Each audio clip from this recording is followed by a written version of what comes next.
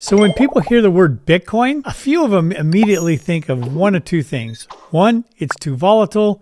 Two, it's too complicated.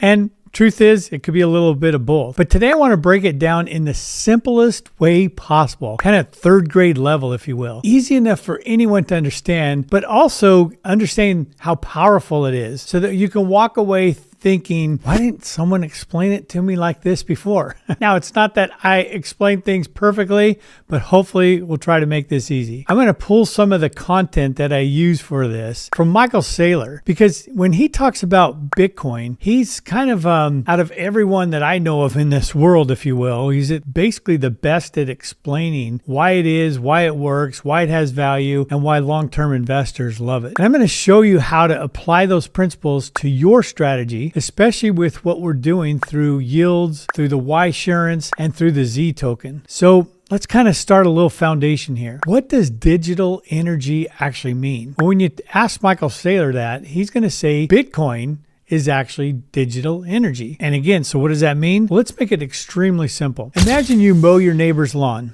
and she gives you $20. Well, that $20 represents your energy, your hard work, the time you put in, the sweat, but you get paid in dollars or paper money. The only problem with paper money is it continually loses value over time. Every year, the dollar is debased and becomes worth less and less each year. Prices go up, inflation eats away at what your energy was worth. So imagine if you could take that same energy that you spent mowing the lawn, but you could store it into something that never wears out, never rots, never rusts, and could be sent anywhere in the world instantly. Well, that's Bitcoin. Bitcoin is like storing your work, storing your time, storing your energy, storing the sweat. But instead of mowing lawns, the energy comes from computers. And these computers are all around the world. And what they're doing are mathematical computations. This is the process that's called mining. And the computers are often referred to as miners. Now, these computers aren't guessing or gambling. What they're doing is they're converting real electricity, real energy into digital currency. And once it's created, that digital energy is what creates a Bitcoin. So Bitcoin is essentially the byproduct of computers around the world, around the globe, solving mathematical equations. And for doing this, they're rewarded in newly minted Bitcoin. And once a Bitcoin is created through this process, it can never be changed, corrupted, inflated,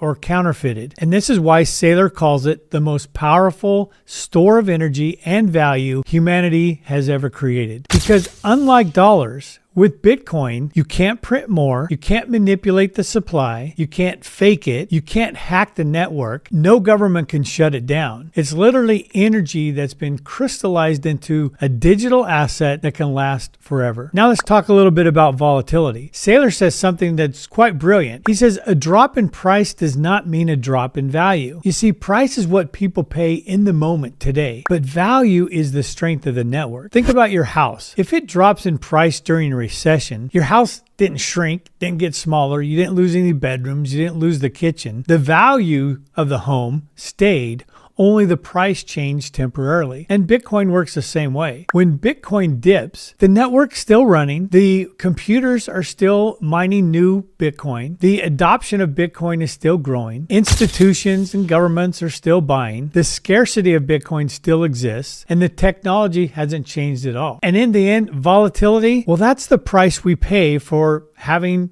the best performing asset on earth. But the dips don't weaken Bitcoin at all. In fact, to a certain extent, they strengthen it. Why? Because every dip cleans out the weaklings, the weak hands, so to speak, and it leaves behind the long-term holders who believe in the asset. So why does scarcity make Bitcoin so powerful? Well, Bitcoin has a hard cap of 21 million coins forever. Not 21 million today, not 21 million unless the board decides to vote to change that, not 21 million unless the government wants to print more. It's 21 million, and that's it. You can't change it. I can't change it. The president can't change it. No central bank can change it. No corporation can change it. And that's what makes Bitcoin the scarcest major asset on earth, more scarce than gold, more scarce than land, more scarce than art. It is essentially digital property. And every year, more and more institutions and governments are converting dollars into Bitcoin. And every time they do, Bitcoin becomes even more scarce, and the price eventually rises to reflect that scarcity. Now, we got to talk about self-custody. In Bitcoiner terms, there's a principle that's said over and over again, and it is not your keys, not your coins. Bitcoin, if you will, runs off of this technology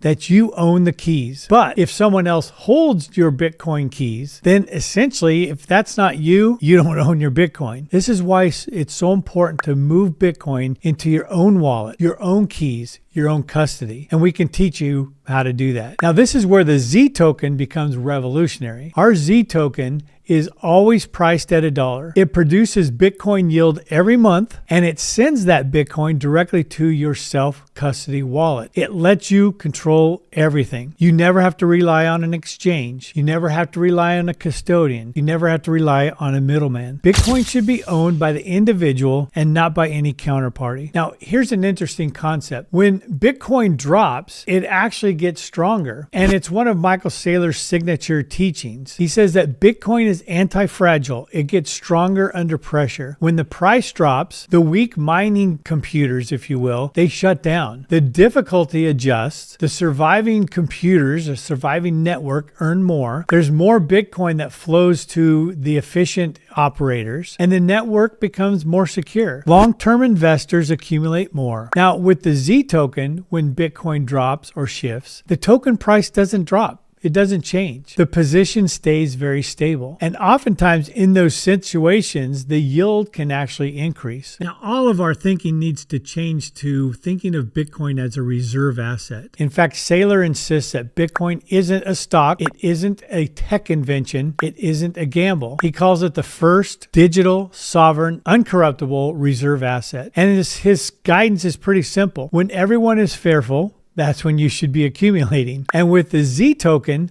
it becomes automatic because every month you receive more Bitcoin. It goes directly into your self-custody wallet, and each month you accumulate more, which increases your value. So you don't mind drops. You might actually accumulate more during those drops. The Z token is the practical execution of acquiring Bitcoin. If you want to see how the token can grow your wealth, increase your income, and build a store of value for literally generations to come, then let's have a quick private strategy session. At the very least, you're going to see something pretty fascinating, and it's happening right before your eyes. And the big players, the banks, institutions, brokerage firms, governments, and billionaires, they're all taking advantage of it. So reach out, grab some time on my calendar. Let's have a quick chat. Until next time, take care.